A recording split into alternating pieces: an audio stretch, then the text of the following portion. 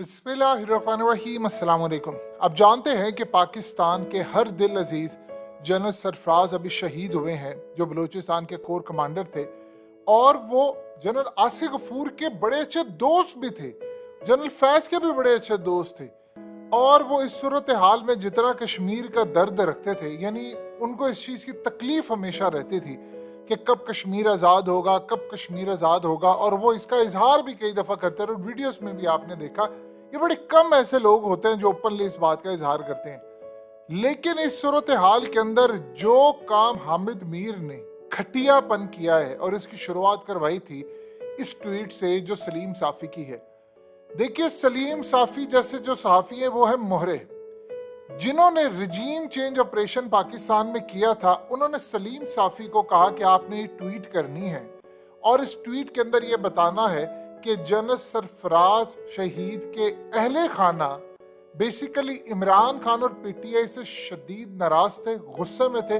उन्होंने इनको जनाजे में आने की इजाजत नहीं थी। अब ये उन लोगों ने ट्वीट कराई है जिन्होंने इमरान खान के खिलाफ पूरी साजिश की थी, यानी ये पूरे का पूरा जो रिजीम चेंज था, जो जिसके मास्टरमाइंड थे, उन्होंने इनसे करवाई और हामिद मीर से भी उसके बाद इंडोर्समेंट करवाई। इमरान खान पहुंचे हैं जनरल सरफराज के घर पर, और एक चीज ध्यान में रखिएगा, उनकी फैमिली ने उनका इस्तकबाल किया। उनके बेटे कैप्टन है आर्मी के अंदर, उन्होंने इमरान खान का इस्तकबाल किया और ताजियत इमरान खान ने वहां पर की और वहां पर जाकर उन्होंने बहुत शुक्रिया अदा किया।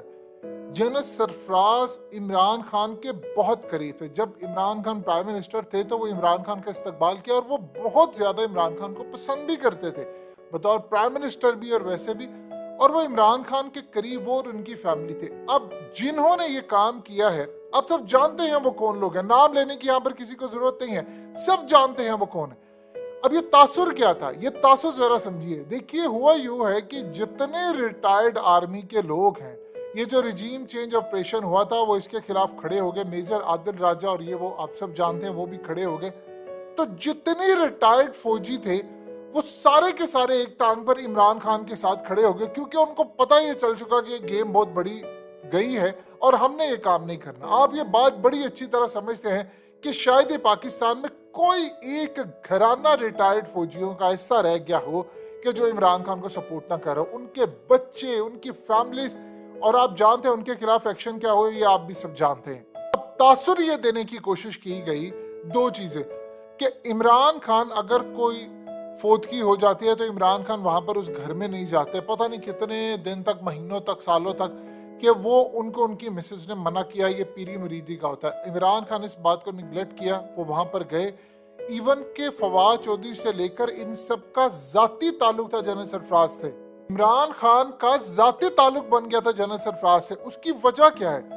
देखिए, ये जो आपकी स्क्रीन पर कुछ मनाजिर चले, जनरल सरफराज एक ऐसी शख्सियत थे, आप उनसे सिर्फ एक दफा मिले, यकीन कीजिए बंदा उनका गर्विदा हो जाता था। उसकी वजह क्या थी? जमीन पर बैठे हुए इतना बड़ा जर्नैल, और वो भी कोयटा का कोर कमांडर हो, और वो भी आईएसआई का चीफ नॉमिनेट हो। ये जेल में रखिएगा, ये जो 3 नाम भेजे गए थे इमरान खान को, उनमें एक ये भी थे जिन्होंने आईएसआई चीफ बनना था। अब इस सूरत हाल में वो जमीन पर बैठे होते थे और वो आम जो लोग थे उनको गले मिलना इतने ज्यादा डाउन टू दी अर्थ थे, यानी इतने आजिज थे कि आपको ऐसा बंदा कम ही नजर आएगा। आपको लगेगा ही नहीं, अगर उन्होंने वर्दी ना पहनी हो और आपको वो किसी जगह मिल जाए तो आपको ये लगेगा कि यार ये बंदा हमारे जैसा इतना आम इंसान, और जब उन्होंने वर्दी पहनी होती थी वो उससे भी ज्यादा आजिज इंसान।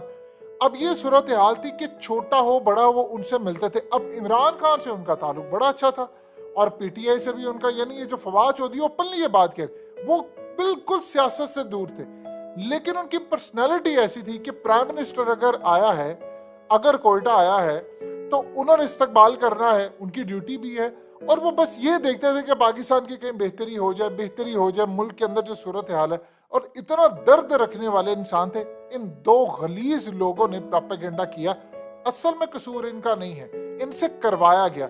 जिन्होंने करवाया गया वो व्हाट्सएप पर इनको कहा गया था, साफी साहब आपने ट्वीट करनी है, हामिद मीर साहब आप ये करें, तासुर ये दें कि आर्मी के खानदान वो सारे पीटीआई के खिलाफ है। जितनी सपोर्ट रिटायर्ड फौजियों ने, उनके पूरे खानदान ने इमरान खान को दी है तारीख में कभी, क्योंकि पढ़े लिखे लोग होते हैं। जाहिर सी बात है, जब आप आर्मी में होते हैं तब आपको कुछ डायरेक्शन रूल्स फॉलो करने होते हैं। जब रिटायर्ड हो जाते हैं तो आप फिर खुलकर अपनी ख्वाहिशात का इजहार करते हैं। अब पूरे पाकिस्तान में देखिए, एक चीज आप ध्यान में रखिए, अगर इमरान खान की पॉपुलैरिटी इस वक्त 80% है, जाहिर सी बात है उसमें आर्म फोर्सेस के भी तो लोग हैं, रिटायर्ड हो या कोई भी हो।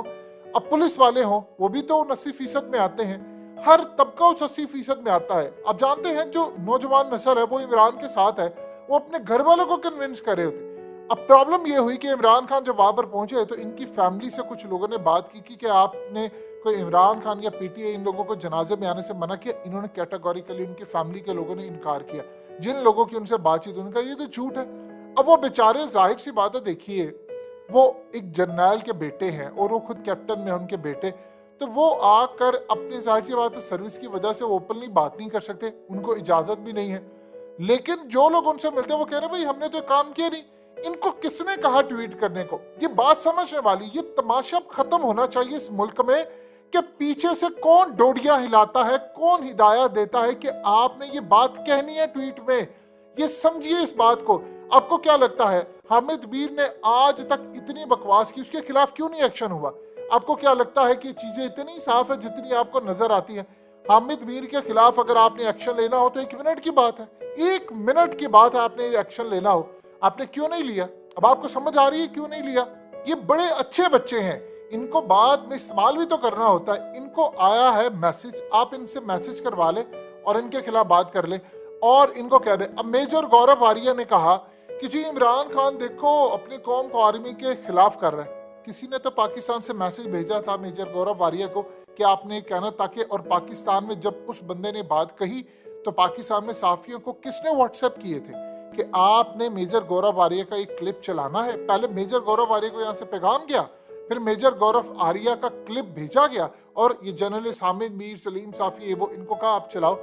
इमरान खान तो वो बंदा है जो कहता है कि अगर ये फौज ना होती तो मुल्क 3 टुकड़ों में तकसीम हो जाता। उसने अपने लोगों को कहा कि जो मर्जी हो जाए, ये बॉर्डर पर ये जो बच्चे हैं, ये सारा कुछ है, वो मेरे बच्चे हैं। क्योंकि इमरान खान की एज 70 साल है तो वो सबको कहते हैं ये फौज है वो मेरे बच्चे हैं।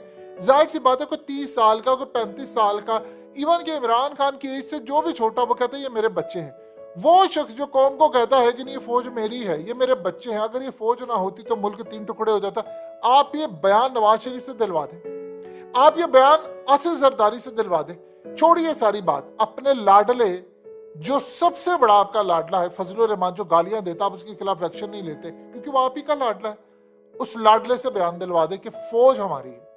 ये नहीं कह सकते, लेकिन पाकिस्तानी उसके दिमाग में और दिल में बिल्ट इन, ये अल्लाह की तरफ से है, अपनी फौज के लिए मोहब्बत भरी है। लेकिन ये बेशरम जो लोग हैं, जो बैठे हुए हैं, जो व्हाट्सएप पर हिदायत लेते हैं, असल में इनकी हिदायत नहीं होती, इनको आती है पीछे से हिदायत। इनको एक व्हाट्सएप जाता है और कहा जाता है कि अच्छा ये चीज़ है, इसको आपने बस ट्वीट कर देना। ये इनकी औकात है। और भेजने वाले भी कौन है ये पाकिस्तान का बच्चा जानता है। तो इस सूरत हाल के अंदर अल्हम्दुलिल्लाह फौज के जो घराने हैं रिटायर्ड हो जाते हैं, वो सारे के सारे इमरान खान को सपोर्ट करते हैं।